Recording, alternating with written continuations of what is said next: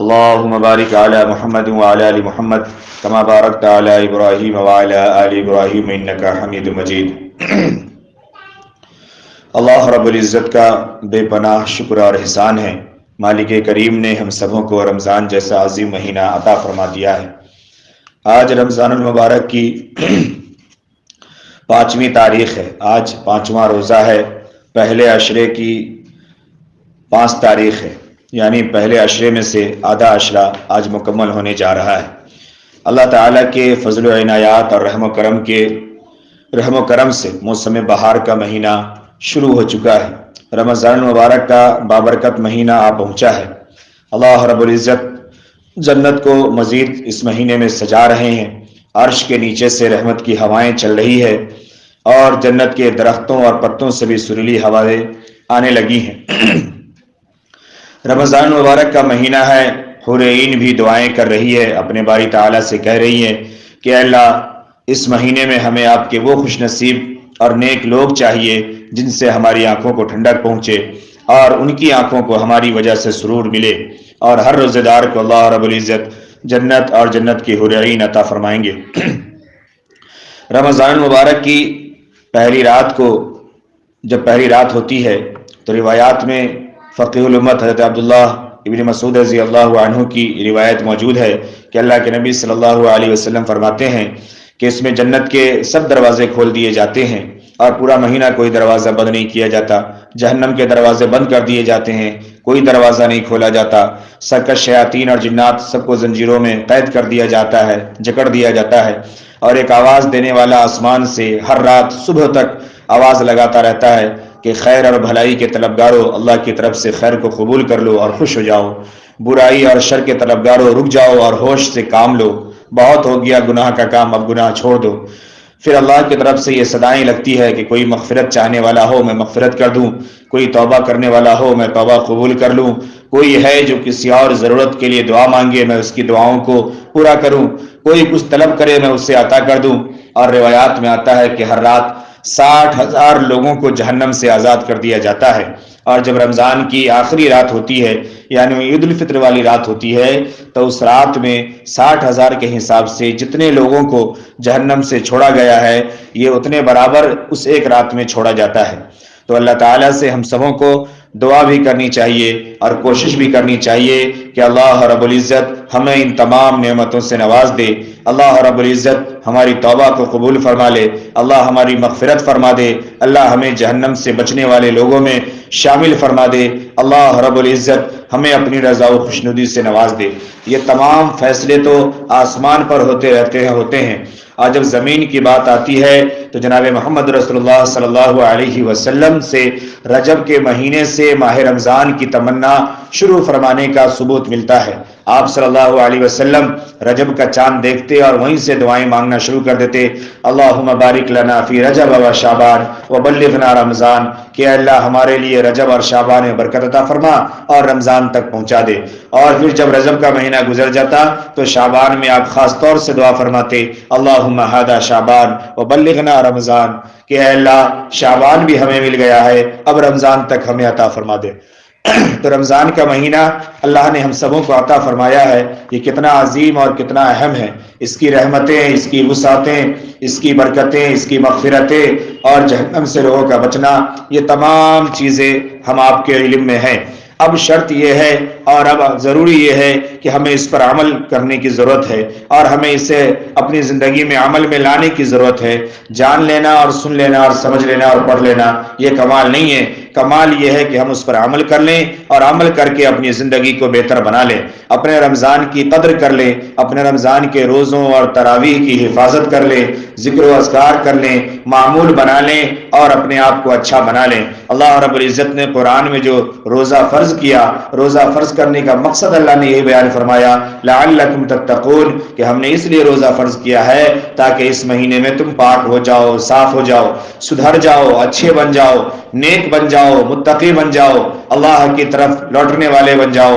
اللہ کی باتوں کو ماننے والی بن جاؤ، اللہ سے رجوع کرنے والی، اللہ سے لو لگانے والے بن جائیں۔ اس بات کے لیے اللہ نے ہمیں رمضان عطا فرمایا۔ تو میری ماں بہنیں، آپ تمام سے یہ گزارش ہے کہ اللہ رب العزت نے جو سدھرنے کا یہ موقع عنایت فرمایا ہے، جو یہ دن دیے ہیں، جو یہ لمحات دیے ہیں، جو یہ مہینے دیے ہیں، یہ بہت قیمتی ہے۔ ہم اس مہینے کی قدر کریں، اس کے اوقات کی قدر کریں، اس کے رات و دن کی قدر کریں، اپنے روزے اور تراویح کی قدر کریں، اپنے قرآن کی تلاوتوں کی قدر کریں۔ ہم ہر کام کے لیے معمول بنائیں، ہر کام کے لیے ایک نظام سیٹ کریں۔ ایسا نہ ہو کہ رات کو ہمارا کھانے میں چلا جائے، دن ہمارا آدھا سونے میں نکل جائے اور آدھا پھر ہماری پکانے کی تیاری میں نکل جائے۔ ایسا نہیں ہونا چاہیے۔ رمضان میں مومن کا رزق بڑھا دیا جاتا ہے۔ اس کا معنی یہ نہیں ہے کہ گھر میں بیٹھ کر کے انسان پکاتا ہی رہے دن بھر اور رات بھر کھاتا ہی رہے۔ رزق بڑھا دیا جانا، اللہ رب العزت نسبتاً اس مہینے میں زیادہ رزق عطا فرما دیتے ہیں، یعنی خوشحالی ہوتی ہے، فارغ البالی ہوتی ہے۔ جس چیز کی جو ضرورت اور جو حاجت ہوتی ہے، اس مہینے میں اللہ رب العزت کسی بھی ذرائع سے، کسی بھی طریقے سے تمام حاجات اور تمام ضرورتوں کو مومنین کی پورا فرما دیتے ہیں۔ تو یہ تمام چیزیں ہوتی ہے، لیکن ہمارا اصل جو کام ہے، اصل جو مقصد ہے وہ یہ کہ رمضان کا کوئی ایک لمحہ بھی ہمارا غفلت میں نہ گزرے۔ رمضان کے دن میں بھی ہم عبادت کریں، رات میں بھی ہم عبادت کریں، کھانے پینے آرام کے معمول کو کم کریں، گناہوں والا کوئی بھی کام ہے تو اسے چھوڑ دے، اپنے دل، دماغ، زبان، آنکھ، کان، ہر چیز کی حفاظت کرے، اپنے شرم و حیا کی، عفتوں کی، پاک دامنی کی، جو بھی چیز ہے ہماری مکمل زندگی یہ اچھی بن جائے۔ یہی روزے کا مقصد ہے اور اسی لیے اللہ رب العزت رمضان عطا فرما دیتے ہیں۔ اور اگر ہم نے رمضان کی قدر کر لی، روزوں کی قدر کر لی، اور اگر ہم نے اللہ کی باتیں مان کر کے زندگی گزار لی، تو پھر اللہ رب العزت نے بیان فرمایا کہ پھر تم متقی بن جاؤ گے، اچھے بن جاؤ گے، اور اگر متقی اور اچھے بن گئے تو پھر متقی اور اچھے لوگوں کا ٹھکانہ یہ جنت ہے۔ تو اللہ رب العزت یہ مہینہ ہمیں عطا فرما دیے ہیں، اب ہمیں اس کی قدر کرنے کی ضرورت ہے۔ جناب محمد رسول اللہ صلی اللہ علیہ وسلم سے حضرت سلمان فارسی رضی اللہ تعالی عنہ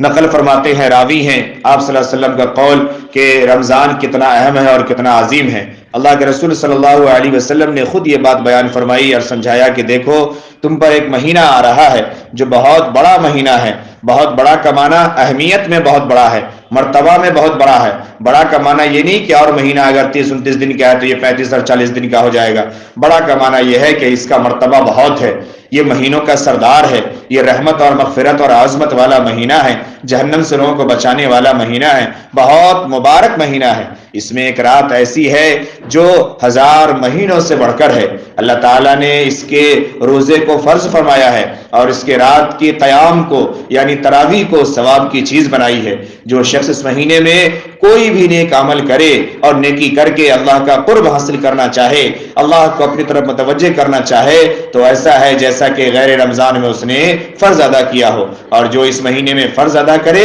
وہ ایسا ہے جیسے دوسرے مہینے میں رمضان کے علاوہ مہینوں میں 70 فرائض ادا کر دیے۔ اللہ کے نبی صلی اللہ علیہ وسلم نے فرمایا کہ یہ مہینہ صبر کا مہینہ ہے اور صبر کا بدلہ جنت ہے۔ اس لیے اس مہینے میں بات بات میں اکھڑنا نہیں چاہیے، بات بات میں گھروں میں لڑنا اور جھگڑنا نہیں چاہیے۔ تھوڑی چیز کسی چیز کی کمی بیشی ہو جائے، کھانے میں، لانے میں، پکانے میں، پہننے میں، بازار کرنے میں، تو اس بات کی وجہ سے ناراض نہیں ہو جانا چاہیے۔ اس بات کی وجہ سے پورا سر کو اپنے سر پہ، پورے گھر کو اپنے سر پہ نہیں اٹھا لینا چاہیے، بلکہ صبر کرنا چاہیے۔ اللہ کے نبی صلی اللہ علیہ وسلم نے فرمایا کہ صبر کا بدلہ یہ جنت ہے، اور یہ مہینہ لوگوں کے ساتھ غمخواری کرنے کا مہینہ ہے۔ اس مہینے میں مومن کا رزق بڑھا دیا جاتا ہے۔ جو شخص کسی کو بھی، کسی روزہ دار کو افطار کرائے، اس کے لیے گناہوں کے معاف ہونے اور آگ سے بچنے کا، آگ سے خلاصی کا یعنی جہنم سے بچنے کا ذریعہ ہوگا، جہنم سے بچنے کا سبب بنے گا۔ صحابہ کرام نے عرض کیا کہ اللہ کے رسول صلی اللہ علیہ وسلم ہم تو ہر میں سے ہر ایک کسی کو افطار نہیں کرا سکتے۔ فرمایا کہ بہت زیادہ پیٹ بھر کے افطار کرانا ضروری نہیں ہے، جس کو جو میسر ہے، جتنا جس کو کھلا دے اس پر یہ ثواب مل جائے گا، اور روزے دار کو جتنا ثواب ملا ہے اتنا ثواب افطار کرانے والے کو ملے گا، اور روزے دار کے ثواب میں کچھ کمی بھی نہیں ہوگی۔ تو ہمیں ان تمام باتوں کو سمجھنے کی ضرورت ہے اور اس کو عمل کرنے کی ضرورت ہے۔ اگر کوئی بندہ کسی کو کچھ کھجور ہی کھلا دے، پانی ہی پلا دے تو بھی ثواب مل جاتا ہے۔ یہ ایسا مہینہ ہے کہ اس کا اول حصہ اللہ کی رحمت ہے، درمیانی حصہ مغفرت ہے، اور آخری حصہ یہ جہنم کی آگ سے آزادی کا ذریعہ ہے۔ جہنم سے آزادی ہے یعنی جہنم سے بچنا ہے۔ تو ہم سبوں کو جہنم سے بچنے کی تیاری کر لینی ہے، جہنم سے اپنے آپ کو بچا کے جنت میں جانے والا بنانا ہے۔ جو شخص اس مہینے میں اپنے غلام اور نوکر چاکر، اپنے ماتحتوں کے کام کاج کو، بوجھ کو تھوڑا ہلکا کر دے تو اللہ تعالیٰ اس کی بھی مغفرت فرما دیتے ہیں اور اس سے بھی آگ سے آزادی عطا فرما دیتے ہیں۔ اس مہینے میں 4 کام جو ہے یہ بڑا اہم ہے۔ اسی لمبی حدیث میں جناب محمد رسول اللہ صلی اللہ علیہ وسلم نے بیان فرمایا آخر میں کہ رمضان میں 4 کام بہت زیادہ کیا کرو، بہت کثرت سے کیا کرو۔ 4 کام کا معنی اب یہ نہیں ہے کہ روزے اور تراویح کو چھوڑ کر کے یہ 4 کام کرتے رہنا ہے۔ روزہ اور تراویح تو ہر حال میں ہے، اس کو ادا کرنی ہے، اس کو پورا کرنا ہے۔ اس کے بعد ساتھ ساتھ 4 کام اور کرنے ہیں۔ اس میں سے 2 کام ایسے ہیں جس کو اللہ کے نبی صلی اللہ علیہ وسلم نے فرمایا کہ ایسے ہیں کہ جس سے اللہ خوش ہوتے ہیں، ان 2 کاموں سے اللہ راضی ہوں گے۔ اللہ کو راضی کرنے والا 2 عمل ہے جو خوب کیا کرو، اور 2 کام ایسا ہے کہ جس کے بغیر تمہیں کوئی چارہ نہیں ہے۔ وہ 2 کام تو تمہیں کرنا ہی پڑے گا، بغیر اس 2 کام کے تمہارا کوئی کام چلنے والا نہیں ہے۔ تو فرمایا کہ 2 کام جس سے اللہ راضی ہوتے ہیں وہ یہ ہے کہ پہلے نمبر پر خوب کثرت سے، بہت زیادہ چلتے پھرتے، اٹھتے بیٹھتے، سوتے جاگتے، کام کرتے ہوئے، ہے نا، کچن میں لگے ہوئے، کپڑوں میں لگے ہوئے، لیٹرین باتھ روم چھوڑ کر کے باقی تمام جگہ پر تم خوب کثرت کے ساتھ کلمہ طیبہ پڑھو۔ پہلا کلمہ پڑھو، خوب کثرت سے کلمے کا ذکر کرو، لا الہ الا اللہ محمد الرسول اللہ، لا الہ الا اللہ محمد الرسول اللہ۔ آپ کام کر رہی ہیں، دل میں، زبان میں آپ کے یہ بات جاری رہنی چاہیے، لا الہ الا اللہ محمد الرسول اللہ، بہت کثرت سے پڑھنے کے لیے۔ اور دوسری چیز اللہ کے نبی صلی اللہ علیہ وسلم نے فرمایا استغفار خوب کثرت سے کرو، خوب کثرت سے استغفار کرو۔ استغفار کے فضائل پہلے بھی بیان کیے جا چکے ہیں کہ استغفار کتنی عظیم چیز ہے۔ استغفار وہ ہے جس سے خوشحالی آتی ہے، استغفار وہ ہے جس سے قرض ادا ہو جاتا ہے، استغفار وہ ہے جس سے انسان کے بگڑے ہوئے کام بن جاتے ہیں، استغفار وہ ہے جس سے انسانوں کے گناہ دھل جاتے ہیں، استغفار وہ ہے جس سے انسان اللہ سے قریب ہو جاتا ہے۔ اللہ کے نبی صلی اللہ علیہ وسلم نے فرمایا خوب کثرت سے کرو استغفار۔ استغفار جو یاد ہو، استغفر اللہ ربی من کل ذنب واتوب الیہ، یہ والا پڑھ لیں۔ یہ نہ یاد ہو استغفر اللہ الذی لا الہ الا هو الحی القیوم واتوب الیہ، یہ پڑھ لیں۔ یہ نہ یاد ہو کم سے کم استغفر اللہ استغفر اللہ استغفر اللہ استغفر اللہ، یہ کثرت سے پڑھا کریں۔ خود بھی پڑھیں، گھر میں لوگوں کو بھی تلقین کریں، انہیں بھی بتائیں، اور آقا صلی اللہ علیہ وسلم کے فرمان کے ساتھ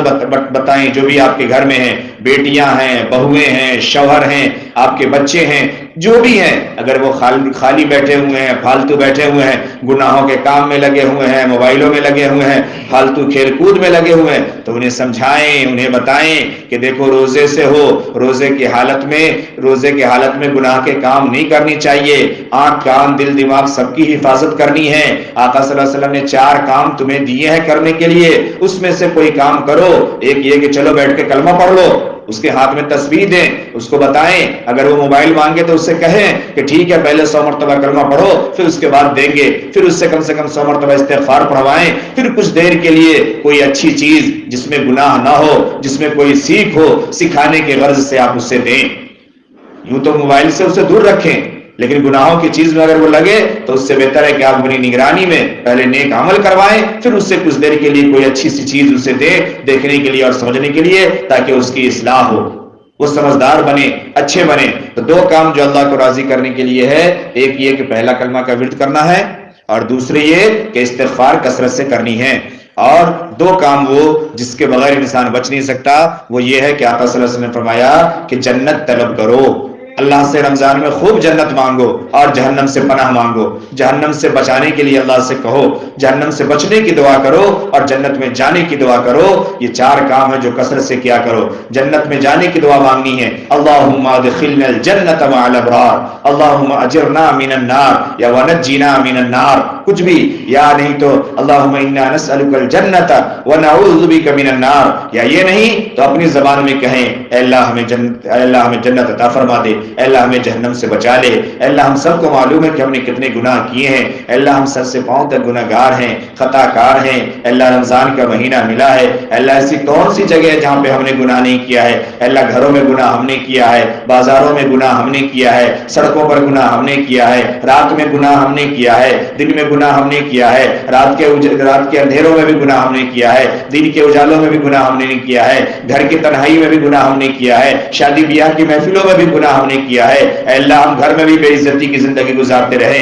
اور باہر بھی نکلے تو ایسے ہی جو ایسے نکل گئے، بے پردہ نکل گئے، بناؤ سنگار کر کے نکل گئے، حرام کام سے ہماری زندگی بھری ہوئی ہے۔ لیکن اے اللہ اب میں توبہ کرتی ہوں، اے اللہ اب میں اپنے گناہوں کا اقرار کرتی ہوں، اے اللہ میں مجرم ہوں، اے اللہ میری گناہوں کو معاف فرما دے، خطاؤں کو معاف فرما دے، اے اللہ جنت عطا فرما دے، اے اللہ جہنم سے بچا لے، اے اللہ جنت عطا فرما دے، اے اللہ جہنم سے بچا لے، اے اللہ جہنم سے بچا لے اور جنت میں داخلہ نصیب فرما دے۔ اس طریقے سے زبان سے دعا کریں اور خوب اس کا اہتمام کریں۔ یہ آقا صلی اللہ علیہ وسلم نے 4 کام بتائے ہیں کہ یہ 4 کام کو بہت کثرت کے ساتھ رمضان کے مہینے میں کرنا چاہیے۔ تو ہمیں رمضان کی قدر کرنی ہے، رمضان کی حفاظت کرنی ہے اور رمضان میں اپنے معمولات کو بنانے ہیں، قرآن کی تلاوت کثرت سے کرنی ہے، تراویح مکمل 20 رکعت رات میں ادا کرنی ہے۔ جب تراویح کی بات ہوتی ہے تو لوگ یہ سمجھتے ہیں کہ تراویح صرف مردوں کے لیے ہے اور وہ مسجد میں جا کے پڑھ لیں گے تو ہو جائے گا۔ نہیں، تراویح جتنا مرد کے اوپر سنت مؤکدہ علی الکفایہ ہے اتنا ہی سنت مؤکدہ علی الکفایہ آپ خواتین پر بھی ہے۔ بس آپ کے لیے فائدہ یہ ہے اور آپ کے لیے چھوٹ یہ ہے کہ آپ اپنے گھروں میں ادا کر لیں۔ حافظہ ہیں تو اپنے پارے کو پڑھیں، قرآن کو پڑھیں، منزل پڑھیں، اور اگر حافظہ نہیں ہے تو سورہ تراویح 20 رکعت یہ مکمل آپ پر ہر روز ہے، یہ ہر روز ادا کرنی پڑے گی۔ ہاں ایک فائدہ آپ کو ضرور اور مل سکتا ہے کہ مرد اگر مسجد میں جانے والے ہیں اگر وہ نہیں جاتے تو جماعت چھوٹ جائے گی، ان کو جماعت کا ثواب نہیں ملے گا، لیکن ان کو بھی گھر میں ادا کرنا ہے۔ اسی طریقے سے اگر آپ میں سے کسی کو باہر جانے کی ضرورت پڑ جاتی ہے، شاپنگ کرنا بہت ضروری ہو جاتا ہے اگر آپ کے لیے، یا اس طریقے سے کام کاج کی وجہ سے اگر آپ کو دیر ہو گئی تو تراویح کا جو وقت ہے یہ مکمل صبح تک کا وقت باقی رہتا ہے، سحر کے وقت تک تراویح کا وقت باقی رہتا ہے۔ آپ اپنے کام کو آگے پیچھے کر کے مکمل 20 رکعت تراویح ادا کریں۔ آپ ایسا بھی کر سکتی ہیں اگر آپ کے پاس چھوٹے بچے ہیں یا بیچ میں اگر جو ایسے بچوں کو کھانے پینے کی کھلانے کی ضرورت پڑ جاتی ہے یا کوئی اور حاجت پیش آ جاتی ہے تو آپ کو یہ بھی اختیار ہے کہ آپ 8 رکعت 10 رکعت پہلے پڑھ لیں، پھر تھوڑی دیر کے بعد آپ اپنا کام کاج کر کے فری ہوں، پھر آپ جو ہے 8 رکعت 10 رکعت پڑھ لیں۔ ایک بار میں بھی پڑھ سکتی ہیں، 2-3 بار میں بھی پڑھ سکتی ہیں، لیکن آپ کو 20 رکعت تراویح مکمل ادا کرنی ہے، یہ آپ کو پڑھنا پڑے گا۔ اس کے لیے خامہ خیالی میں اور نہ رہیں۔ اس کے بعد وتر کا اہتمام کریں، رمضان میں سحر کا اہتمام کریں، سحری جو ایسے کھائیں، یہ برکت والا کھانا ہے۔ اچھا، سحری یہ سنت کی چیز ہے، کھانے کی چیز ہے، مستحب ہے، برکت والی ہے، اللہ کے رسول صلی اللہ علیہ وسلم نے اس کی ترغیب دی ہے اور اس کو کرنے کے لیے کہا ہے، لیکن سحری یہ روزے کے لیے شرط نہیں ہے۔ میں بہت سی جوان لڑکیاں اور جوان خواتین کو جانتا ہوں اور جوان بچوں کو جانتا ہوں جو روزہ نہیں رکھتے۔ پوچھا آج روزہ کیوں نہیں رکھا؟ وہ بات جو ہے سے اٹھ نہیں پائے تھے، سحری نہیں کر پائے تھے۔ تو بنا سحری کے روزہ نہیں نہ ہوتا ہے، اس لیے نہیں رکھے۔ سحری روزہ کے لیے شرط نہیں ہے، اس لیے خود بھی سمجھیں اور بچوں کو بھی سمجھائیں کہ برکت کا کھانا ضرور ہے، روزے میں اس سے طاقت اور مدد ضرور ملتی ہے، لیکن سحری میں انسان کھاتا کیا ہے؟ 2-4 کھجور کھا لیا، 2-4 چمچ کوئی میٹھی چیز کھا لیا۔ چلو کچھ لوگ ہیں کھانا بھی کھاتے ہیں، اگر ان کو بھوک لگتی ہے تو برا نہیں ہے، جن کو جو میسر ہو، جو وہ ہضم کر سکتے ہیں وہ کھانا چاہیے۔ سحری میں یاد رکھنا چاہیے کہ اتنا کم نہیں کھائے کہ دن کو ادھر ادھر بے ہوش پڑے رہے کہ روزہ لگ گیا، اور اتنا زیادہ نہ کھا لے کہ دن بھر ڈھکارے مارتے رہے، دن بھر منہ کھٹا بنا رہے، یہ بھی نہیں ہونا چاہیے۔ سحری دیر سے کرنی چاہیے۔ دیر سے کرنے کا معنی یہ نہیں ہے کہ اذان ہو رہی ہے تب بھی پانی پی رہے ہیں، اذان ہو رہی ہے تب بھی دودھ پی رہے ہیں۔ مسئلہ بڑی اچھی طرح سمجھ لیجئے ماں بہنیں، اذان تب ہوتی ہے مسجد میں جب سحری کا وقت ختم ہو جاتا ہے۔ اس لیے اگر کوئی اذان کے وقت میں اگر پانی پیتے ہیں کہ اذان ابھی ہو رہا ہے پی لیتے ہیں اور دودھ پیتے ہیں یا کچھ کھاتے ہیں تو روزہ آپ کا نہیں ہوگا، کیونکہ وقت ختم ہو چکا ہے۔ وقت ختم ہونے کے بعد اذان ہو رہی ہے تو آخری وقت میں ضرور کریں، لیکن آخری وقت کا معنی یہ ہے کہ کم سے کم آدھا گھنٹہ 20 منٹ پہلے آپ سحر کر کے فارغ ہو جائیں۔ اس کے بعد جو وقت بچے وہ وقت بہت قیمتی وقت ہے، رات کا آخری پہر ہے، صبح صادق کا وقت ہے، اللہ تعالیٰ آسمانی دنیا کی طرف متوجہ ہیں، اس وقت آپ وضو کر کے نفل پڑھ لیں، تہجد پڑھ لیں، ذکر کرنے لگیں، تلاوت کرنے لگیں، یا دعائیں مانگیے، اللہ سے کثرت سے دعائیں مانگیے، یہ دعاؤں کے قبول ہونے کی گھڑی ہے۔ ان تمام باتوں کا خیال کیجئے، تراویح کی قدر کیجئے، اس سے ادا کیجئے، اس میں سستی نہ کیجئے، سحر کا اہتمام کیجئے، افطاری کا بھی اہتمام کیجئے، لیکن افطاری میں اتنا غلو نہ کیجئے کہ ظہر کے وقت سے پکاتے پکاتے مغرب کا بعد ہو جائے اور کھاتے کھاتے انسان عشاء کا بعد کر دے اور پھر بھی دو چار آئٹم کھانے کے لیے بچ جائے۔ اتنا بھی سحری بنانے کی، اتنا بھی افطار بنانے کی ضرورت نہیں ہے، بلکہ اپنے معمول کو آپ سیٹ کریں، رمضان کی قدر کریں، روزوں کی حفاظت کریں اور بری باتوں کو چھوڑ دیں، لہو و لعب کو چھوڑ دیں، دل کی زبان کی حفاظت کریں، خوب حفاظت کریں، کان کی حفاظت کریں، آنکھوں کی حفاظت کریں، ورنہ آقا صلی اللہ علیہ وسلم کی آخری حدیث میں بیان کر رہا ہوں، وقت ختم ہو گیا، کہ آقا صلی اللہ علیہ وسلم نے فرمایا کہ کوئی روزے سے ہو اور روزے کی حالت میں پھر وہ روزے کی حفاظت نہ کرے، اپنے آنکھ، کان، دل، دماغ، زبان کی حفاظت نہ کرے، روزے کی حالت میں بھی گناہ کی چیز دیکھے، روزے کی حالت میں بھی گناہ کی چیز بولے، روزے کی حالت میں بھی گناہ کی چیز سنے، روزے کی حالت میں بھی بیٹھ کر کے دوسروں کے بارے میں برا سوچتا رہے، دل دماغ میں برائی پالتا رہے، کینہ اور حسد کی آگ میں جلتا رہے، ایسا شخص صرف دن بھر بھوکا اور پیاسے رہنے کے علاوہ کچھ نہیں ہے، روزے کا ثواب نہیں ملتا ہے۔ ہو سکتا ہے کہ ذمے سے فرض ادا ہو جائے، لیکن جو روزے کا ثواب ملنا چاہیے وہ نہیں ملتا ہے۔ اور ماں بہنیں، آپ کو تو یہ سب کام میں خاص ایوارڈ ملا ہوا ہے، آپ کا تو پی ایچ ڈی کیا ہوا ہے کہ اگر برائی، اگر چغلی نہ کریں اور چغلی نہ سنیں تو پھر وقت ہی نہیں گزرے گا،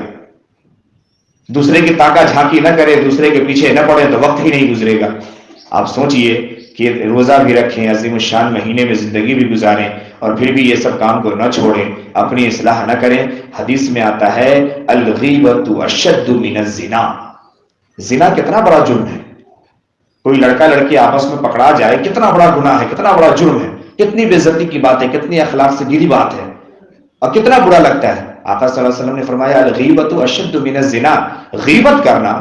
برائی کرنا، یہ اس سے بھی زیادہ برا گناہ ہے، اور اس کی پوری تفصیل ہے، وقتاً فوقتاً بات آتی رہتی ہے کہ یہ کیوں اس سے بھی زیادہ برا ہے۔ اس کا اثر پورے سماج پر پڑتا ہے، پورے گھر پر، پورے خاندان پر پڑتا ہے، پورا سکون غارت ہو جاتا ہے جب اس کی باتیں کھلتی ہے، راز کھلتا ہے، لڑائی جھگڑے ہوتے ہیں، آپ کا تو اعمال کم سے کم برباد ہو ہی جاتا ہے نا۔ اس لیے ان تمام کاموں سے بچیں، اپنے آپ کی حفاظت کریں۔ اللہ کے نبی نے فرمایا الصوم جنۃ، کہ روزہ جو ہے یہ جہنم سے بچانے والا ہے، روزہ جو ہے یہ گناہوں سے بچنے کے لیے ڈھال ہے۔ فرمایا اللہ کے نبی نے کہ روزہ اس وقت تک ڈھال ہے جب تک انسان اس کو پھاڑ نہ دے۔ صحابہ نے پوچھا اللہ روزہ کیسے پھٹ جاتا ہے؟ اللہ کے رسول روزہ کیسے پھٹ جاتا ہے؟ روزہ پھاڑنے کا کیا معنی ہے؟ فرمایا کہ ہاں، روزہ رکھے اور روزے کی حالت میں گناہ کی چیزوں کو اور گناہ کے کاموں کو نہ چھوڑے تو وہ ایسا ہے جیسے اس نے روزے کو پھاڑ ڈالا، اور جب روزے کو پھاڑ ڈالا تو پھر روزے کا ثواب اسے نہیں ملتا ہے۔ اس لیے ماں بہنیں اپنی اصلاح کریں، اپنے گھر کی اصلاح کریں، اپنے بچوں کو بھی سنبھالیں، اپنے آپ کو بھی سنبھالیں۔ یقیناً مسجد کی تعداد دیکھ کر کے خوشی ہوتی ہے، اور یقیناً آپ کی تربیت پر فخر ہوتا ہے کہ آپ ماں بہنوں نے، آپ بیویوں نے اگر یہ بیڑا اٹھایا ہے اور آپ نے اگر اپنے گھر کے مردوں اور بچوں کو سنوارا ہے اور اس سے نصیحت کی ہے، اسے سمجھایا ہے، تو یقیناً مسجدوں میں بھیڑ ہے اور مسجدوں میں لوگ نظر آ رہے ہیں۔ ورنہ اگر آپ حفاظت نہ کریں، آپ اگر انہیں نہ سمجھائیں، تلقین نہ کریں، آپ اگر اسے گھر سے نہ بھگائیں، اگر آپ اسے پیار اور محبت سے دین اور اسلام نہ بتائیں تو مسجدیں خالی ہم نے دیکھی ہیں اور پھر مسجدیں خالی دیکھنا ہمیں ملے گا۔ اس لیے آپ نے جو اب تک محنت کی ہے اپنے آپ کو، اپنے گھر کو، اپنے بچوں کو سنوارنے کا اور محنت کیجئے۔ رمضان میں اتنی محنت کیجئے کہ آپ کے گھر کا پورا ماحول بدل جائے، پورا گھر سدھر جائے، آپ بھی اچھی ہو جائیں، آپ کے شوہر، بچے، بیویاں، بیٹیاں، بہویں سب اچھی ہو جائیں اور سب اللہ کے نزدیک برگزیدہ اور محبوب ہو جائے۔ اللہ سبوں کی مغفرت فرما دے، اللہ سبوں کو دنیا و آخرت کی کامیابی سے نواز دے، اللہ رب العزت سبوں کو جہنم سے بچا کر کے جنت میں جانے والا بنا دے۔ اگر آپ نے اس کام کو چھوڑ دیا تو پھر یہ جو ماحول ہے بچوں کا اور نسلوں کا یہ بگڑ جائے گا، اور اگر یہ ماحول بگڑ گیا تو خدا کی قسم آپ کو بھی جواب دینا پڑے گا۔ آپ کو یہ بچے اور آپ کی یہ نسل میدان محشر میں آپ کو پکڑ لیں گی اور آپ بچ نہیں سکتی ہیں۔ دعا کرے کہ اللہ رب العزت جو مختصر سی باتیں عرض ہوئی ہے مولا کریم ان تمام پر ہم سبوں کو عمل کرنے کی توفیق نصیب فرما دے۔ اللہ ہمیں رمضان کی خوب انوار و برکات عطا فرما دے۔ اللہ ہم سبوں کو جہنم سے بچا کر کے جنت میں جانے والا بنا دے۔